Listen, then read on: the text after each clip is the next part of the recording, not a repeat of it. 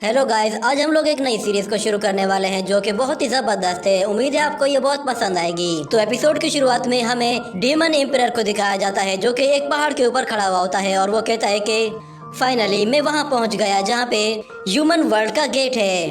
उसे उस गेट से ह्यूमन का ऑरा भी फील हो रहा होता है, मगर अचानक वहां पे हेवन एम्परर आ जाता है जो कि डीमन एम्परर से कहता है कि मैं तुम्हें किसी भी सूरत इंसानों को चोट पहुंचाने नहीं दूंगा। तो एम्परर कहता है कि मुझे लगा ही था कि ये काम इतना आसान नहीं होगा, पर मुझे नहीं लगता कि तुम अकेले मेरा कुछ भी बिगाड़ पाओगे, क्योंकि तुम्हारा और मेरा कोई मुकाबला नहीं। ये कहने के बाद उन दोनों के बीच फाइट शुरू हो जाती है। उन दोनों की स्पीड बहुत ही ज्यादा थी जिसकी वजह से उन्हें देख पाना भी मुश्किल हो जाता है। जिसके बाद डीमन एम्परर उसके ऊपर एनर्जी अटैक कर देता है तो हेवन एम्परर उन्हें डॉज करते हुए सीधा उस पर आकर हमला करता है और डीमन एम्परर उससे बाल बाल बचता है और इस तरह उन दोनों के बीच फिर से फाइट शुरू हो जाती है। दोनों की पावर इक्वली मैच हो रही थी, इसीलिए दोनों ही एक दूसरे पर भारी पड़ रहे थे, मगर एक अटैक की वजह से हेवन एम्परर डीमन एम्परर को पीछे धकेल देता है, जिस पर डीमन एम्परर कहता है कि अब मुझे कुछ मजा आने लगा है।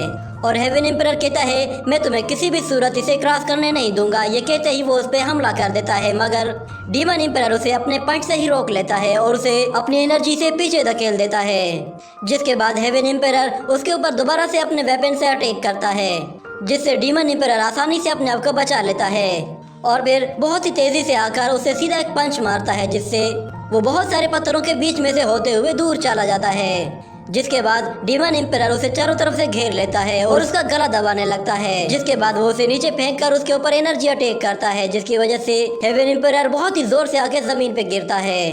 इस अटैक के बाद हेवन एम्परर में जरा भी हिम्मत नहीं थी कि वो खड़ा हो पाए। जिसके बाद डीमन एम्परर उससे आकर कहता है कि तुम्हारे अंदर अभी भी काफी जान है, मगर मुझे ह्यूमन वर्ल्ड में जल्दी जाना है। ये कहकर वो वहाँ से फौरन से जाने लगता है। जिसके बाद हम देखते हैं कि हेवन एम्परर कहता है कि मैं उसे किसी भी सूरत वहाँ से जाने नहीं दे सकता। वो अपने फिंगर से अपनी पावर्स को एक्टिवेट करता है, जिससे हम देखते हैं उसकी पावर कई गुना बढ़ जाती है और वो लाइटनिंग स्पीड से डीमन एम्परर से पहले वहाँ पहुँच जाता है और उससे कहता है कि चाहे आज मेरी जान ही क्यों न चली जाए, पर मैं तुम्हें इस दरवाजे से अंदर जाने नहीं दूंगा। ये सुनकर एम्परर कहता है कि चलो मैं देखना चाहता हूँ कि तुम्हारे अंदर कितना दम है। ये कहकर वो अपनी एनर्जी जनरेट करता है और उस पर पूरी ताकत से हमला कर देता है। तो हम लोग देखते हैं कि हेवन एम्परर को डीमन एम्परर की सारी एनर्जी सब तरफ से कवर कर लेती है, मगर हम देखते हैं कि हेवन एम्परर वो सारी एनर्जी अपने अंदर एब्जॉर्ब कर लेता है और उसे एक धमाके के साथ रिलीज कर देता है, जिससे इतना बड़ा ब्लास्ट होता है कि डीमन एम्परर उससे बहुत बुरे तरीके से जख्मी हो जाता है। मगर इस नतीजे में हेवन एम्परर की अपनी जान चली जाती है और वो एक गोल्डन पर्ल में ट्रांसफॉर्म होकर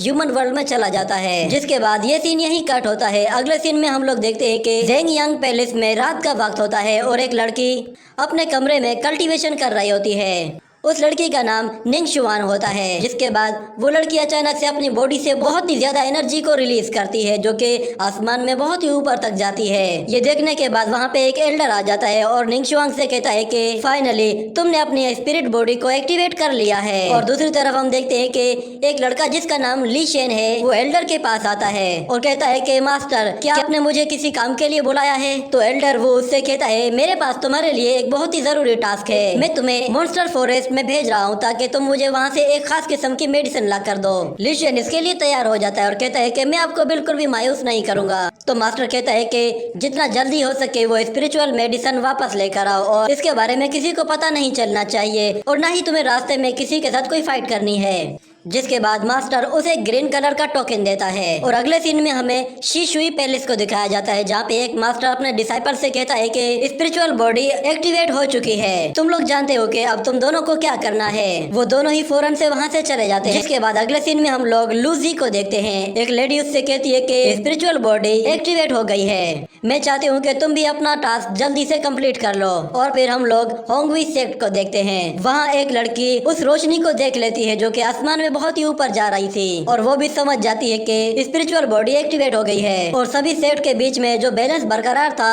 अब वो बैलेंस बिगड़ने वाला है। जिसके बाद अगले सीन में हम देखते हैं कि एक बंदा लीशेन पे अटैक करता है, मगर लीशेन उसके ऊपर पलट वार करके उसे नीचे गिरा देता है और अपने साथियों के साथ आकर उनसे कहता है कि हमें जितना जल्दी हो सके वहाँ पहुँचना होगा। और फिर लीशेन का दोस्त लीशेन से कहता है कि मुझे यकीन नहीं आ रहा कि इतनी कीमती मेडिसिन मेरे जूनियर के हाथ में है। उसके दोस्त का नाम जाओ कांग होता है है जो कि उससे सीनियर है, वो उससे उल्टी सीधी बातें करने लगता है, जिस पर ली शेन को गुस्सा आ जाता है और जाओ कांग भी खामोश हो जाता है और कहता है मैं तो बस मजाक कर रहा था। जिसके बाद हम देखते हैं कि वहाँ पे एक शख्स खड़ा होता है जो कि उनके पीछे आकर उन पर हमला कर देता है, जिसकी वजह से ली शेन के दोनों दोस्त वहाँ से दूर जा गिरते हैं, मगर ली शेन अपने आप को बचा लेता है। जिसके बाद वहाँ पे लूसी आता है और उनसे कहता है कि मैं जानता हूँ तुम्हारे पास यहाँ पे एक स्पिरिचुअल मेडिसिन है और सच में मैं बहुत लकी हूँ कि आज वो मुझे मिलने वाली है। अगर तुम मुझे वो दे दो तो मैं तुम्हारी जान बख्शने का सोचूंगा। तो ली शेन उसे देखकर कहता है कि हम लोग तो बस रेन युआन रियलम में है, इसका हम मुकाबला नहीं कर पाएंगे। तो लूसी उनसे कहता है कि चलो पहले कौन मरेगा। ये कहकर वो उन पर दोबारा से एनर्जी अटैक करता है, जिससे ली शेन पीछे हट जाता है